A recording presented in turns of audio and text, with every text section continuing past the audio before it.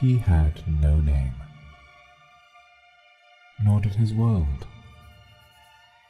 He was a rough, a sketch, an attempt. A failed one, and so was his world. His creator gave him up again. After trying and trying again, he grew tired of it. Again. Before long, drawing had become a chore for his creator. He watched, powerless as he was thrown away, screaming and pleading silently under paper. It was a prison. His unfinished poem. Either emotionless or giving up on their fates, his companions were already lost in deep darkness, while he stood in the middle. They were now forgotten doodles, unappreciated concept sketches. No matter his attempts to make this blank world a better place, he was the only one who had caught feelings.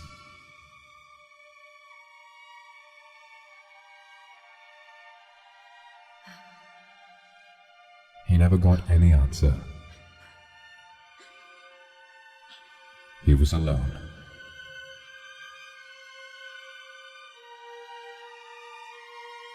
The pain was unbearable. The feeling of loneliness grew on him more and more as the white void consumed him. He was desperate. He called out for help. But nobody came.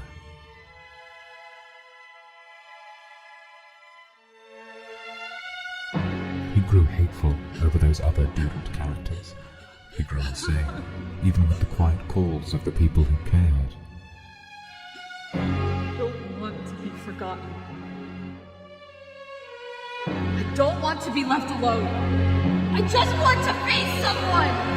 And too deep in his sadness,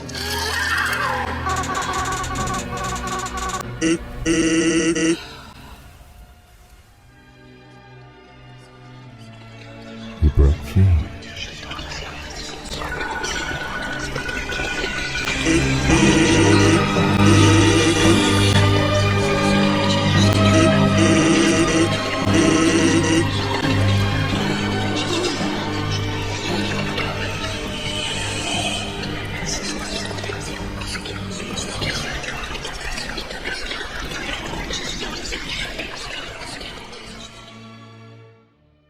It was like a brand new start, a brand new chance, but he had no memory of his actions. He didn't remember what he'd done, or whomever he was. He was simply here without soul or purpose. So he sat there and didn't do a thing, and time, if it even existed, went on. What was he supposed to do? Why was he here? What was he? Despair, fear. Without soul, without colors, he felt nothing. He waited, and waited, and waited. But he had yet to know that his life was finally going to take its turn.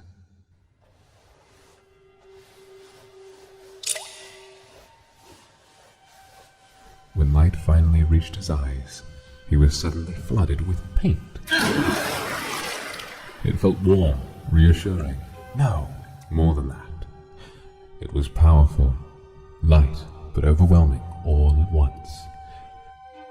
And then it became another color: disgust, sadness, rage, laziness, contentment. Those were colors. Those were life. A full rainbow in this empty, blank world. Suddenly, he felt happy. Suddenly, he felt. With feelings, such a powerful tool in his hands, his abilities soared. Each time he was flooded with a new wave of color, he took the opportunity to create his own. But the colors never stayed for long, and without them, he always found himself fading, becoming monochrome once again. He lost all the personality he'd built until they came back. To keep this from happening, he came up with a solution. Each time the flow of colors would come, he would catch every single one in a bottle to keep feeding on the emotions they had whenever he needed. So he could feel on his own, so he could pretend to have a soul. Once he took control of his colors, he was finally able to have an impact on the world around him. It had its ups and downs, its experiments, failings, successes. But he found himself enjoying the life he was creating on his own, without really knowing who granted him his powers or why, but putting it to good use nonetheless. He wasn't done with his discoveries, though. Not at all. He knew that being gifted with this ability was useless as long as he remained alone. And perhaps